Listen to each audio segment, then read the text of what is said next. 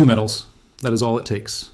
When you combine them correctly and introduce them to a running engine, they do not just lubricate, they permanently bond to every friction surface inside that machine. No wear, no heat buildup, no degradation, and the $300 billion lubricant industry has known about this since 1947. Think about that number, $300 billion. That is the annual global revenue generated by companies selling you synthetic oils, friction modifiers, engine flushes, and premium additives. Every quart of oil you drain, every filter you replace, every time a mechanic tells you your engine is just wearing down naturally, that machine is working exactly as designed. Not your engine, but their business model. Because here is what they do not put on the label of any product sitting on the shelf at your local auto parts store. There is a naturally occurring metallic compound, pulled from the earth itself, that when processed into microscopic particles and introduced to an engine under heat and pressure, bonds chemically to the metal surfaces and creates a self-sustaining, frictionless layer. Not a film, not a coating that wears off, a molecular level transformation of the metal itself, and it costs almost nothing. Every time your engine wears down, every time you drop money on another oil change or another bottle of premium additive, a handful of petrochemical corporations collect on that damage. And they have spent millions ensuring a certain category of discovery stays buried in obscure metallurgical journals, declassified military files, and the research archives of Soviet-era engineers who never had a corporate sponsor telling them what conclusions were acceptable. Follow the money and the suppression becomes obvious. A solution that lasts the lifetime of an engine is a product you only buy once. That is not a business. That is a liability. So the industry does not ban the research. It simply does not fund it, does not promote it, does not let it reach the shelves where you might accidentally find it. Instead, they sell you the monthly ritual, the subscription model of friction. But the physics do not care about quarterly earnings reports. And this knowledge, buried for decades in the wrong places, is starting to surface. In 1942, a Soviet engineer named Alexei Pogodnikov was working under wartime conditions in a machine facility deep in the Ural Mountains. Resources were scarce. Replacement parts for military equipment were nearly impossible to source. And yet, Pogodnikov noticed something that should not have been possible. The engines in a particular fleet of vehicles, ones that had been operating in conditions involving a specific local ore dust contaminating their lubrication systems, showed virtually zero internal wear after 10,000 hours of continuous operation. The other engines in the same facility, running clean oil, were rebuilding on standard intervals. Pogodnikov documented the phenomenon and traced it to a naturally occurring combination of copper and tin particulate suspended in the ore. He was not the first to notice something like this. In the early 1900s, American railway engineers had reported anomalous wear resistance in locomotive engines operating through certain mineral-rich territories in the Southwest. The reports were filed and forgotten. In 1958, a research team at a Czechoslovakian technical institute published a 47-page paper on tribometal deposition and its implications for industrial machinery lifespan. The paper was cited 4 times in the following decade and then effectively vanished from mainstream engineering literature. The pattern is not coincidence. Every time this category of discovery gets traction, something interrupts its path to public knowledge. A funding source dries up. A researcher moves on. A paper fails to clear peer review committees staffed by consultants with industry ties. The discovery does not die. It just gets lost in the architecture of a system that profits from its absence. Here is what actually happens inside your engine when these metals are present, and why it works. Your engine runs on controlled explosions, hundreds of them per minute, forcing pistons down against crankshafts, spinning cam lobes against followers, pushing rods through journals. Every one of those contact points generates friction. Friction generates heat. Heat accelerates wear. Wear generates metal particulate. That particulate circulates through your oil and scrapes more surfaces, creating more wear. It is a slow, self-perpetuating degradation loop, and conventional oil slows it but does not stop it. Now introduce copper and tin in microparticulate form, particles small enough to remain suspended in oil, measured in microns.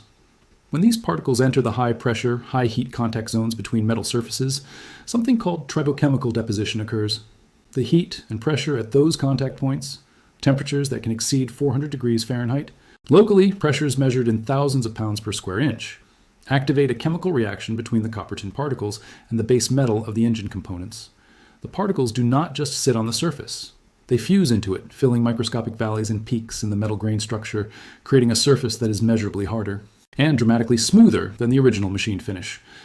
Researchers at a materials engineering institute in Dresden published findings in 2003 showing that tribometal-treated surfaces exhibited a coefficient of friction 60 to 70% lower than conventionally lubricated equivalents. A separate study from a Ukrainian Polytechnic University in 2009 measured surface hardness increases of up to 40% in treated engine components compared to control samples. These are not fringe numbers from questionable sources. These are peer-reviewed materials, science findings that simply never made it into the conversation you were meant to have at the auto parts counter. The process does not require exotic chemistry. It does not require you to drain your engine or take anything apart. The copper and tin particles, once suspended in a carrier oil and introduced to a running engine, do the work on their own. Heat activates them. Pressure deploys them. The engine literally repairs and upgrades its own friction surfaces during normal operation.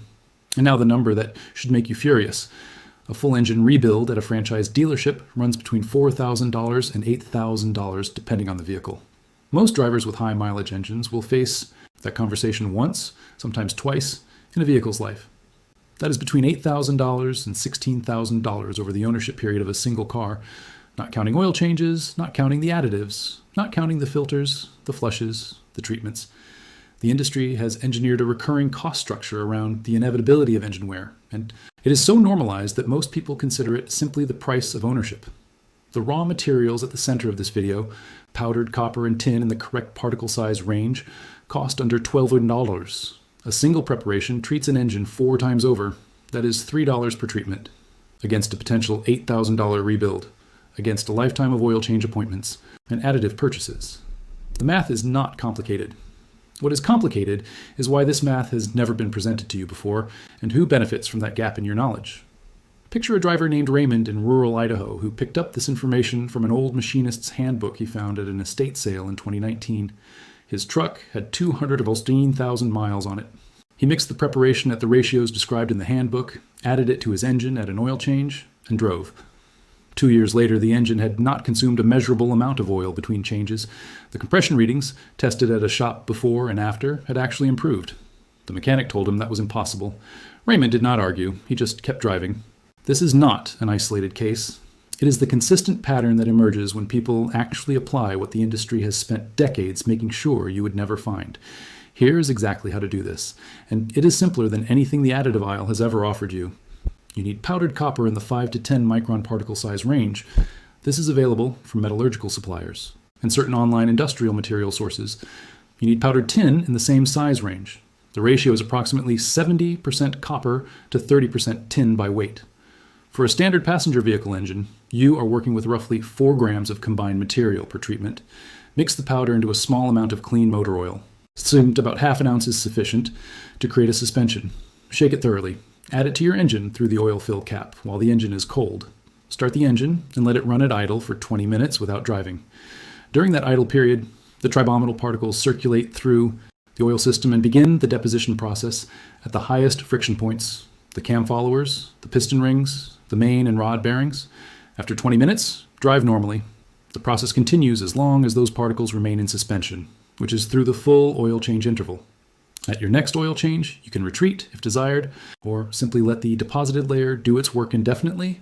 No disassembly, no special tools, no expertise beyond the ability to open an oil fill cap. The durability of what this process creates is what the Soviet military discovered and never stopped using. Russian military ground vehicles, specifically a category of heavy transport and armored equipment, deployed in Siberian operational theaters, were documented through internal maintenance records that became accessible through post-Soviet archive releases in the mid-1990s, as having operated on tribominal treated engines for 15 consecutive years without internal rebuilds. These were vehicles operating in temperatures that dropped to minus 40 Celsius, where conventional lubricants thickened to near solid consistency, and conventional engine wear accelerated dramatically. The tribominal deposited surfaces performed independently of the oil viscosity because the protection was in the metal itself, not in the oil film.